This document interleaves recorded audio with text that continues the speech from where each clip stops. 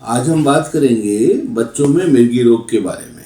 तो देखा गया है कि मिर्गी रोग बच्चों में और बूढ़ों में ज़्यादा होता है, और बच्चों में जन्मजात अगर उसको ऑक्सीजन की कमी रह जाए तो मिर्गी रोग ज़्यादा हो जाता है। इसीलिए कहा जाता है कि गर्भाधारण करने के बाद अच्छे डॉक्टर से मिल कर के डिलीवरी को अस्पताल में कराना चाहिए, जिससे कि जन्म के समय बच्चे के ऑक्सीजन की कमी नहीं हो। तो मैं बताना चाहूँगा मिर्गी रोगी महिलाओं को कि बच्चे की डिलीवरी आप अस्पताल में ही कराएं।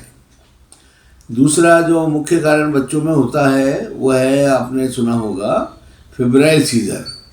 तो एक बहुत कॉमन बीमारी है। मरीज के अभिभावक कहते हैं कि बच्चे को तेज बुखार हो गया और तुरंत उसको दौरा आ गया। तो ये फेब्राइल सीजर ज़रूरी नहीं है कि ये मिर्गी का रोग है। ऐसा देखा गया है कि अगर जब बुखार तेज हो जाता है तो मरीज को दौरा आ जाता है, हाथ पैर हिलने लग जाते हैं, झाग आ सकता है। और इसका इलाज ज़रूरी नहीं है कि हमारे को मिर्गी रोग का ही दवाई देनी पड़े। हम अगर दवाई बुखार उतार के देते हैं तो मिर्गी रोग के दौरे बंद हो सकते हैं। लेकिन अगर मिर्गी रोगी जिनके बुखार के द्वारा दौरा आता है बच्चों में, उनकी हम जांच करते हैं, और अगर जांच में ईईजी और सीटी स्कैन में कोई भी खराबी पाई जाती है तो हमें मरीज को लंबी दवाई देनी पड़ती है। करीब बच्चे को 2 से 3 साल तक दवाई देनी पड़ती है, और उससे बच्चे की दौरे ठीक हो सकते हैं। बच्चों के दौरे आने पर घबराना नहीं चाहिए, और बच्चे को टेढ़ा करके लिटा देना चाहिए, उसका मुंह से झाग साफ कर देना चाहिए, और कुछ पानी वानी नहीं पिलाना चाहिए। अगर पानी पिलाएंगे तो सांस की नली में चला जाएगा और बच्चे को तकलीफ हो सकती है।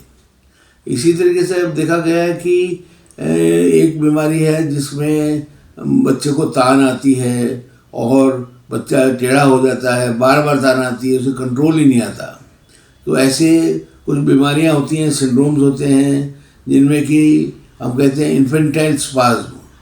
तो ऐसे दौरों के लिए डॉक्टर चिकित्सक को दिखाना पड़ेगा और उनके कहे अनुसार आपको दवाई लेनी पड़ेगी।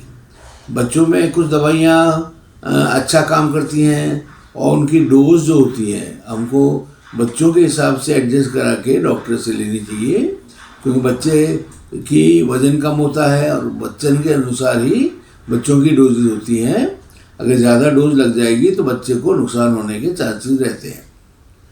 दूसरी बात है कि बच्चों में इन्फेक्शंस बहुत होते हैं, और बचपन में जब बच्चा होता है तो उसको अगर पीलिया हो जाता है तो उसके ऊपर दिमाग पे असर आ जाता है। तो इसलिए बच्चे का जन्म अस्पताल में ही कराना चाहिए।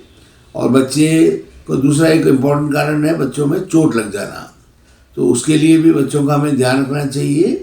और तीसरा एक कारण है, कई तरह की बुखारें होती हैं, तो इनका वैक्सीनेशन हमें बच्चों में ज़रूर कराना चाहिए, जिससे हम बच्चे को दौरों से बचा सकते हैं।